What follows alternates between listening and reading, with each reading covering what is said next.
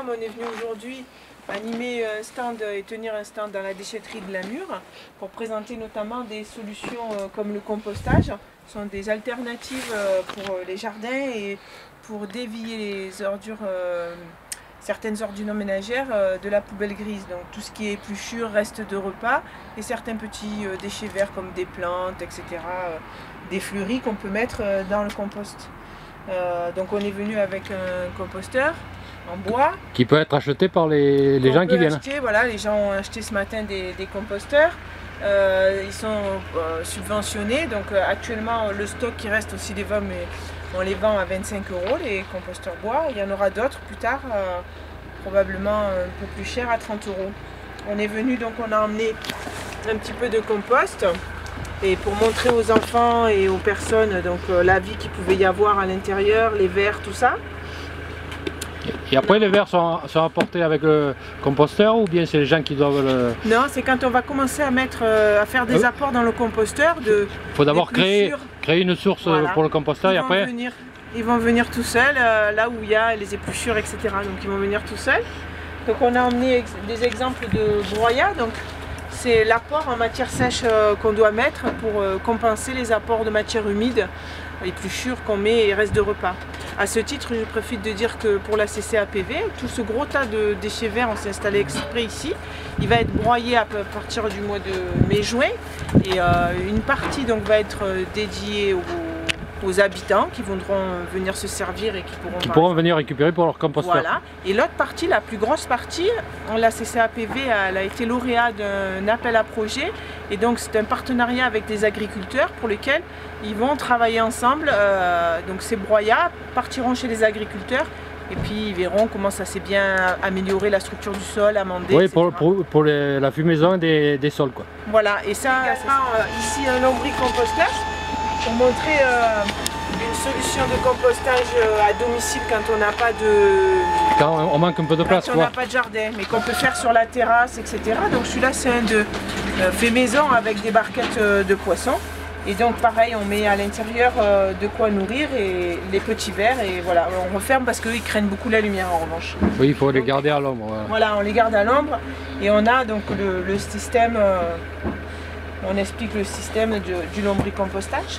Comment ça fonctionne? Voilà, après on a apporté différentes documentations sur le broyat et l'utilisation qu'on peut en faire. C'est-à-dire, quand on le broie, là, on peut l'utiliser pour le compostage, mais on peut l'utiliser en paillis pour limiter les mauvaises herbes, conserver, limiter l'arrosage parce que ça conserve l'humidité. Ouais, pour le mettre dans le jardin. Ouais. Pour le jardin. On peut en faire aussi des allées, etc.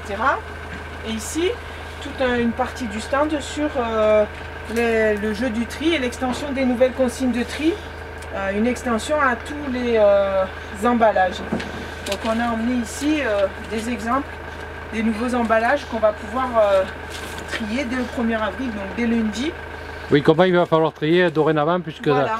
Ça va changer quoi. Ça va aller dans la poubelle jaune, tous ces nouveaux emballages.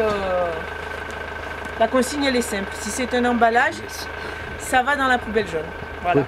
Oui, parce que les poubelles vont être plus grandes à partir de la fin de l'année. C'est ça, donc si on met tous les emballages dans la poubelle jaune, qu'on met le papier dans la poubelle bleue et le verre dans la poubelle verte, dans la poubelle grise ordures ménagères, il va rester très peu de choses. Et c'est important parce qu'il faut réduire nos déchets. Oui, parce que... Oui. D'abord parce que les centres d'enfouissement, ils ne sont pas extensibles. Ils sont bientôt saturés, voilà, oui. Voilà, on va... Sature à mesure. Ouais. C'est ça, et que la région et l'État demandent à ce que les collectivités fassent des efforts sur la réduction des déchets.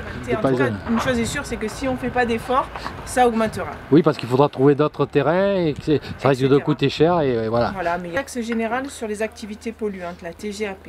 Aujourd'hui, elle est à 24 € de la tonne et d'ici 2025, elle va passer à 65 € la tonne de déchets enfouis. Donc si on continue avec les valeurs les tonnages actuels, ça va faire une augmentation assez vraiment importante. Oui. Et donc un coût énorme pour les collectivités à assumer. Et forcément, ça va être compliqué. Donc l'enjeu, c'est d'augmenter le tri pour réduire les déchets à enfouir et donc amortir ces effets de taxes et de charges. Voilà. Oui, il faudrait aussi que les industriels fassent quelques efforts pour ne pas faire de suremballage, etc. C'est déjà le cas, les industriels, on leur demande de contribuer avec ce point vert. Il y a déjà des efforts qui sont faits par rapport aux... Il y a déjà beaucoup d'efforts qui sont faits, par exemple les points verts, ça veut dire que les entreprises qui mettent sur le marché des emballages sont taxées, elles contribuent à la collecte et au recyclage.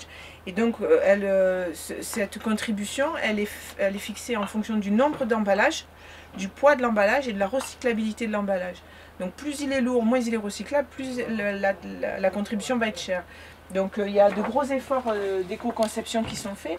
Par exemple sur les barquettes de jambon. La barquette de jambon, elle a une partie rigide et une partie souple. Avant c'était en bimatière. Là il y avait deux matières et là il y avait une matière complexe. C'était difficile à recycler. Aujourd'hui on tend vers une seule matière, le PET. Et donc ça rend complètement recyclable l'emballage. Là l'emballage est recyclable complètement. Oui, tout à fait. C'est la Fédération des charcutiers qui s'est occupée de faire évoluer ces emballages pour les rendre recyclables. Oui. Donc il y a eu des efforts de fait, c'est sur les bouteilles, flacons, les bouteilles d'eau, tout ça. Ils sont devenus allégés, il y a les éco-recharges, etc. Donc il y a des efforts qui sont faits de la part des industriels parce qu'ils contribuent financièrement. Donc plus ou moins le pendant en fait. Nous on a une taxe aussi, eux ils en ont aussi. Oui. Et tout le monde fait des efforts. Pour essayer d'aller tous du même côté. Les collectivités aussi, puisqu'elles se sont engagées en fait dans le renforcement des colonnes. Donc les pointeries, elles essaient de faire des pointeries complets avec donc les 3 bacs de recyclage et le bac d'ordures ménagères, plutôt en colonne. Oui, de plus grosses capacités, ce qui va être fait à la mur l'année prochaine. Quoi. Oui, j'ai vu qu'il y avait toutes les colonnes de verre arriver. Donc de plus en plus de colonnes et de pointeries complets. Et un renforcement aussi dans les collectes. C'est-à-dire que plus on va avoir d'emballage à collecter, donc plus il va falloir rentabiliser et orienter les tournées des chauffeurs. Tournées, oui. Voilà, oui, les camions vont changer, ils seront plus gros. Si ça se remplit plus vite, il faut y aller plus souvent. Voilà. Alors, un peu de renforcement et un peu d'augmentation de tournées, de collecte. Les emballages, on attend un doublement des volumes sur 3 ans. Donc on pense que ça va vraiment, on va voir vraiment augmenter les quantités d'emballages triés. Pourquoi? Parce que ça simplifie le geste de tri. Vraiment, c'est tout là, quoi. Si c'est un emballage, ça va au tri. Oui, parce qu'avant, des fois, c'était un peu compliqué. Il fallait bien regarder le papier parce qu'on ne savait pas si ça y allait ou si ça y allait pas. Là, logiquement, ça devient plus simple. Du moment où c'est un emballage, ça va dans le recyclage, donc dans le conteneur jaune. Et il faudra justement faire attention à ça et ne pas se fier forcément aux consignes qui sont sur les emballages. Parce que ces consignes-là, elles vont évoluer qu'en 2022. Alors que là, il y a un petit décalage quoi. Il y a un décalage parce que c'est la France qui passe progressivement à l'extension des consignes de tri. Nous, le département, on a la chance de passer cette année, en avril. Et du coup, on sera 24 millions là, au 1er avril à passer enfin sur l'extension des consignes de tri. Mais toute la France, ça sera qu'en 2022. Et c'est seulement à ce moment-là qu'ils feront évoluer les consignes sur les emballages. En attendant, il faut se référer aux consignes locales. Voilà. Et les consignes locales, chez nous, c'est tous les emballages se trient. On espère qu'en simplifiant le geste, ça va créer des nouveaux, on va arriver à entraîner de nouveaux trieurs. Ceux qui ne triaient pas en se disant c'est trop compliqué, ça demande de savoir oui, non, ou. On espère que ceux-là vont se dire bon, mais maintenant que c'est facile. Oui, en communiquant maintenant c'est beaucoup plus simple. Quoi.